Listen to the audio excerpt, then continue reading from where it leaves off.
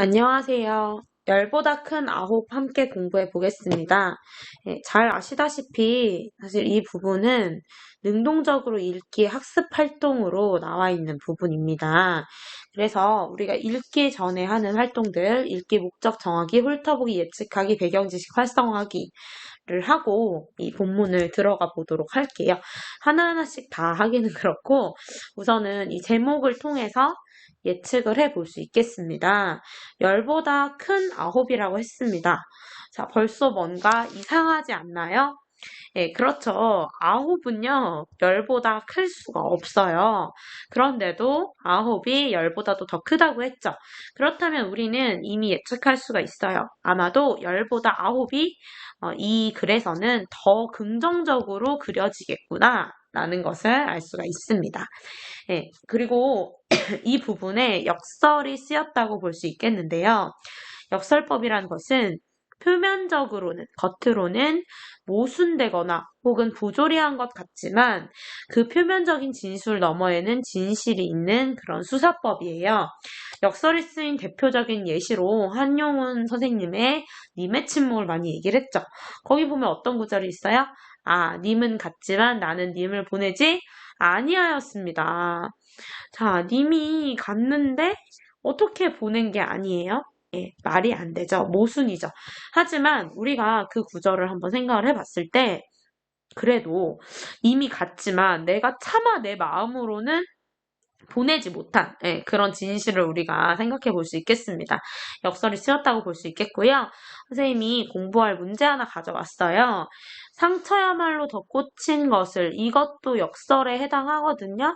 자, 왜 그러냐면 여러분, 자, 우리가 꽃을 일반적으로 긍정적이고 좋은 걸로 여기죠. 상처는 어때요? 이에 비해서 부정적으로 여기잖아요. 이게 우리의 일반적인 생각이에요. 그런데 상처가 오히려, 자, 부정적이어 보인 상처가 오히려 더 꽃이다? 꽃보다도 더 좋은 것이다 라고 얘기를 하고 있어요. 이 시에서는 상처를 꽃보다도 더 긍정적으로 보는 거죠. 자, 그런데 역설 얘기할 때, 자, 우리가 일반적으로 긍정적이라고 여긴 시어와 부정적이라고 여기는 그런 시어가 아니라 그런 표현들이 있습니다. 우리가 일반적으로 긍정적으로 여기는 거 뭐 있어요?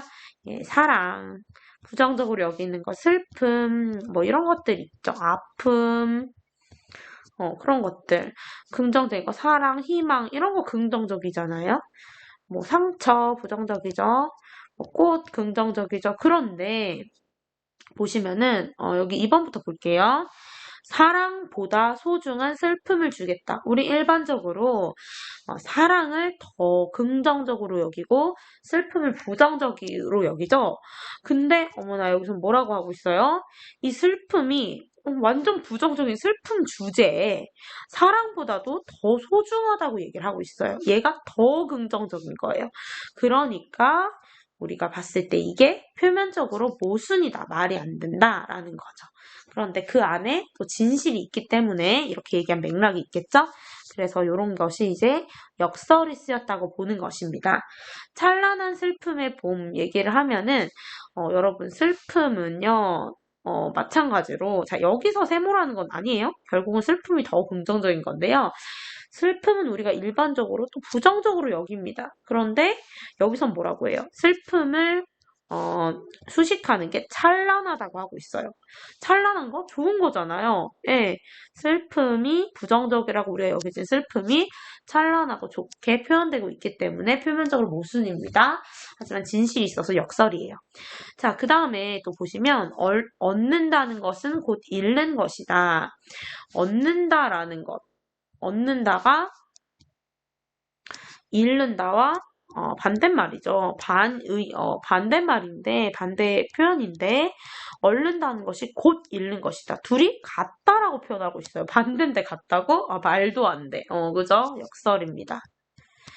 유리에 차고 슬픈 것이 어린거린다. 이거는, 그냥 이런 감각적인 표현이에요. 네, 차고 슬픈 것이 어른거릴 수 있죠. 유리에. 그죠? 그래서 요게 역설이 아닌 거예요. 활용되지 않은 겁니다. 5번 바라보노라 온갖 것에 보이지 않는 움직임을 움직임인데 보이지가 않아? 근데 보이지 않는 걸 어떻게 바라봐요? 말이 안 되죠? 그래서 역설이 쓰였다라고 볼 수가 있습니다.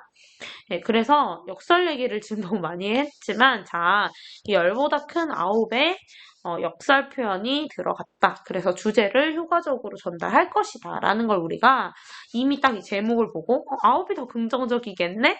역설적 표현이 쓰였네? 이런 것들을 좀 예측해서 볼 수가 있어요. 읽기 목적은 삶의 자세에 관한 교훈이나 즐거움을 얻기 위해서이다. 그 다음에 읽는 중에 이런 내용들, 요것들 생각하면서 보시면 되겠죠? 그러면 본격적으로 열보다 큰 아홉 들어가 보겠습니다. 열보다 큰 아홉. 오늘은 아홉과 열이라는 숫자가 지니고 있는 뜻을 생각해 보기로 합시다. 자, 아홉과 열에 대해서 벌써 나왔습니다. 잘 아시다시피 열부터 얘기하네요. 10, 100, 1000만, 억 등의 십진급수에서 제일 먼저 꽉 찬 수입니다. 열에 대해서 먼저 의미를 얘기하고 있어요. 이런 십진급수 중에서 제일 먼저 꽉 찬 수이다 라고 표현을 하고 있죠. 제일 먼저 꽉 찬 수입니다. 열은 제일 먼저 꽉 찬 수입니다. 그러므로 이 열에 얼마를 더 보태거나 빼거나 한다면 그것은 이미 열이 아닌 다른 수가 됩니다. 이미 이 자체로 완전하다는 거예요. 무엇을 하기에 그 이상 좋을 수가 없이 알맞은 때에 십상 좋다라고 얘기를 하는데 이것도 열십자와 이룰 성자에서 나온 말입니다. 그만큼 열이란 수는 이미 이룰 것을 이룩한 완전한 수, 그리고 성공을 한 수인 것입니다. 2번 완전한 수이다. 그 다음에 3번 성공을 한 수이다. 그러면 아홉이라는 수는 어떤 수입니까? 두말할 필요도 없이 열보다 하나가 모자라는 수입니다. 다시 말하면 완전에 거의 다다른 수. 거기에 하나만 보태면 완전에 이르게 되는 수. 그래서 매우 아쉬움을 느끼게 하는 수입니다. 자, 그래서 이렇게 아홉의 의미에 대해서 얘기를 했네요. 열보다 하나가 모자라고, 다시 말하면 완전에 거의 다다랐는데, 그래서 하나만 보태면 완전에 이르러요. 그런데 그래서 매우 아쉬움을 느끼게 하는 수라고 얘기를 하고 있어요. 자, 이렇게만 들으면 아홉은 왠지 열보다 작거나 적은 수라는 느낌이 들죠? 네, 그렇지만 정녕 열보다 적거나 작은 수일까요? 그렇지 않습니다라는 겁니다. 반전처럼 얘기를 하고 있어요. 그리고 그것에 대해서 예를 들어보겠다고 얘기하고 있어요. 예시가 이제 나옵니다.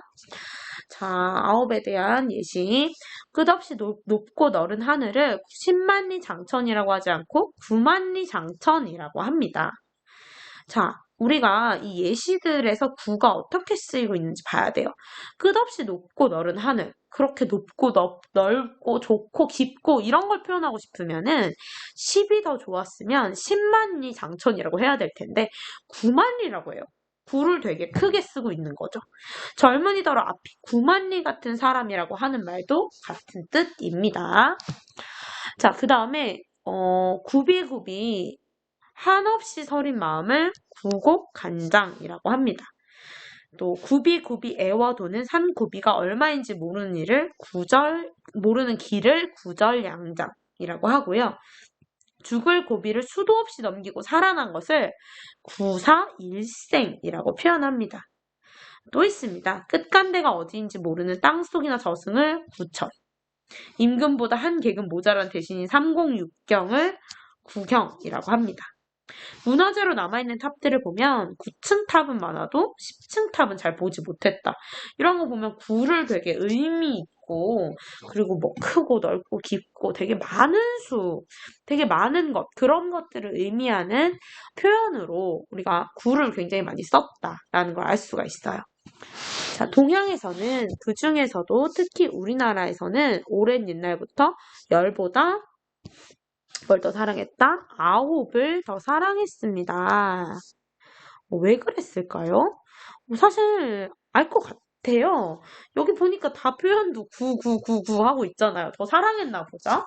자, 얼마나 사랑했으면 9구자가 두 번 든 음력 9월 9일을 중양절이니 중군날이니 하는 이름으로 부르면서 천년이 훨씬 넘도록 큰 명절로 정하고 세워왔겠습니까?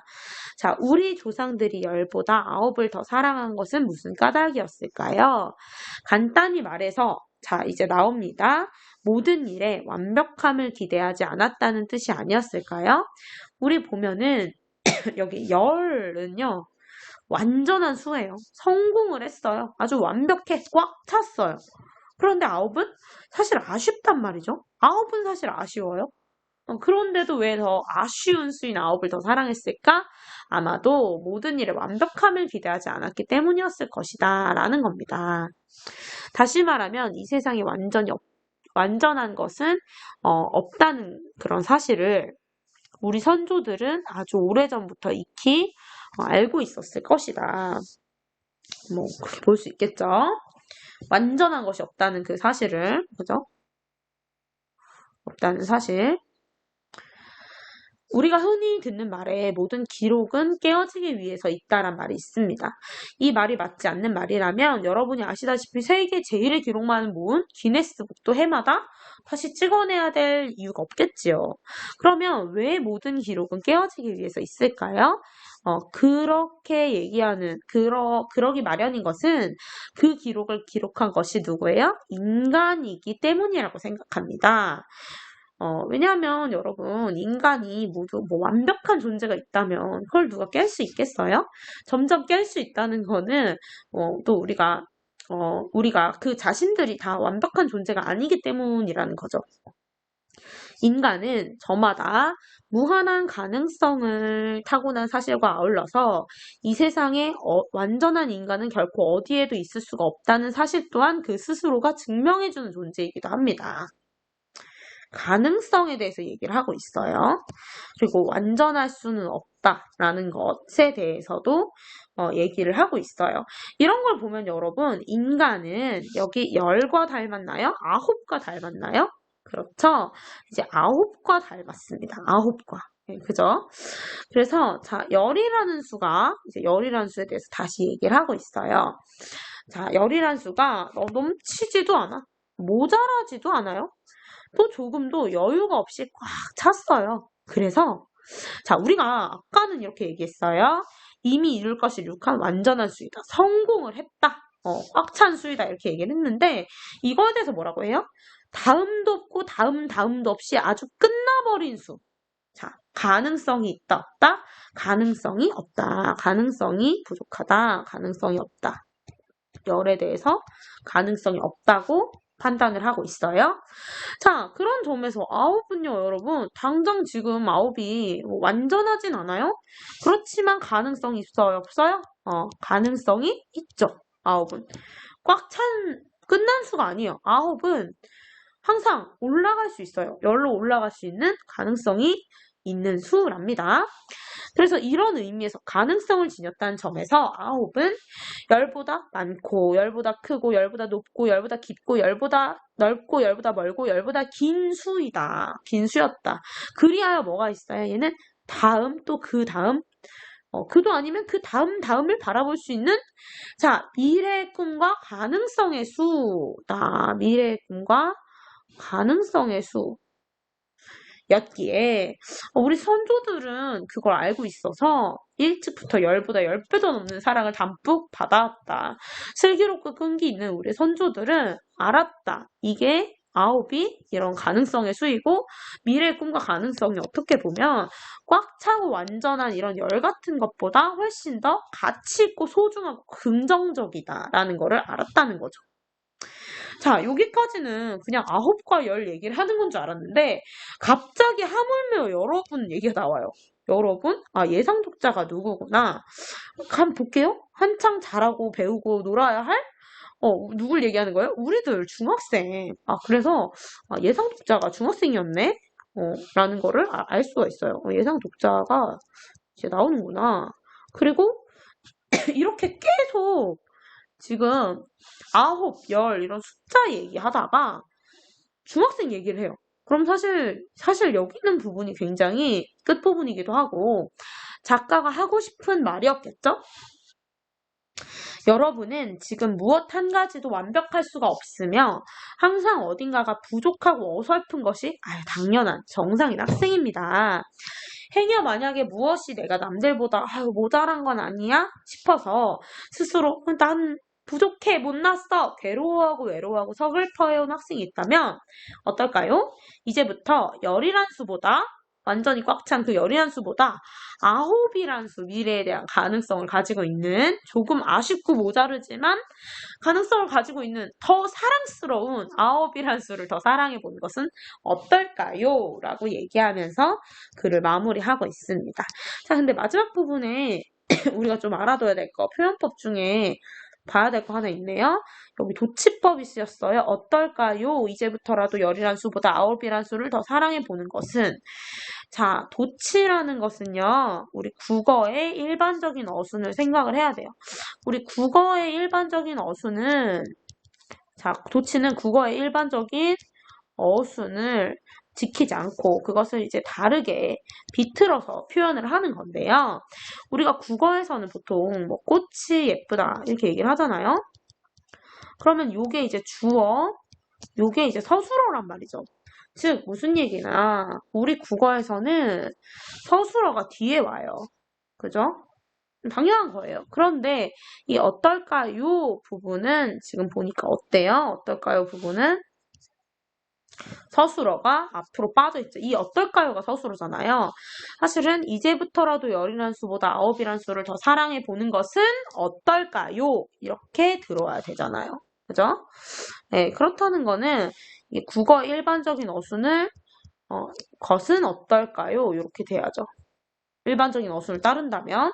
그래서 이 일반적인 어순을 일부러 다르게 표현을 해서 이 내용을 강조하고 좀 그런 신선한 느낌을 줬다라고 보시면 될 것 같아요.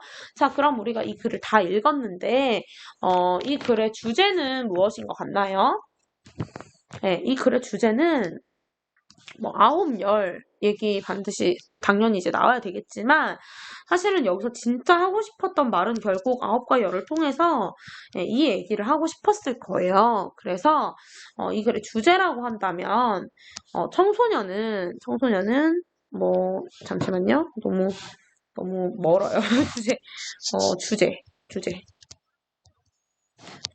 주제 청소년은 완벽하지 않아도 미래의 꿈과 가능성을 지닌 존재이다.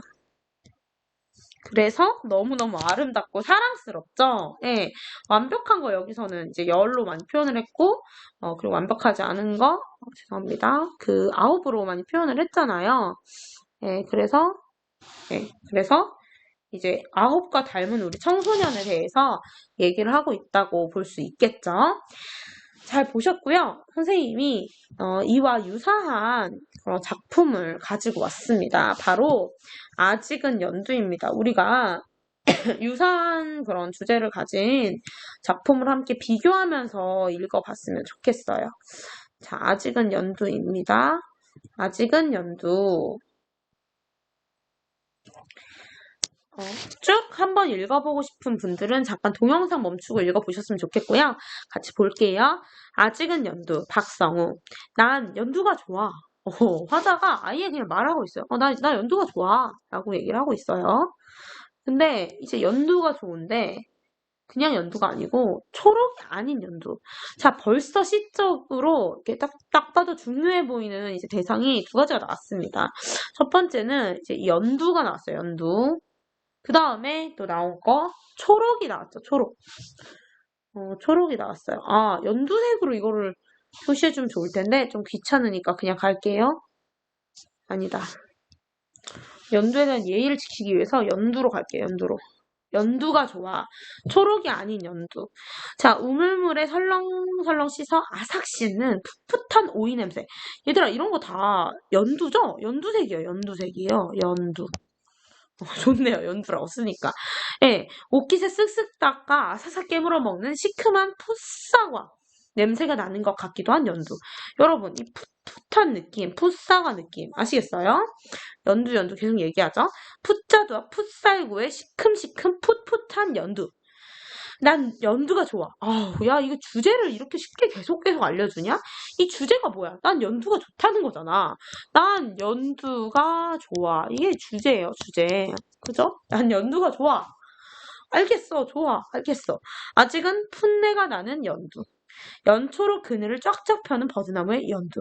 기지개를 쭉쭉 펴는 느티나무의 연두. 야, 근데 연두 얘기가 지금 조금 바뀐 것 같아요. 왜냐면 보세요. 풋자도 풋살고 시큼시큼 풋풋. 여기까지 풋풋한 연두에 대해서 얘기를 하고 있었잖아요. 여기 또 풋풋한 연두네요. 풋내가 나는 연두니까요. 근데 여기 버드나무 쫙쫙, 기지개 쭉쭉, 초록이 아닌 연두, 누가 뭐래도 푸르푸르 초록으로 가는 연두, 요런 부분을 또 보면은 연두의 그런 성장성, 그쵸? 쫙쫙 펴고, 쭉쭉 펴고, 그런 연두의 성장, 요런 느낌, 성장, 그런 느낌이 좀 들어요. 자, 빈집 감나무의 떫은 연두. 연두색으로 써야 돼요, 이제. 강변 미루나무의 시시껄렁한 연두. 자, 난 연두가 좋아. 또 얘기하네. 또 얘기해. 아까도 사실 얘기했거든요. 늘 내 곁에 두고 싶은 연두. 연두색 형광펜, 연두색 가방, 연두색 팬티, 연두색 티셔츠, 연두색 커튼, 연두색 베개니. 난 연두가 좋아.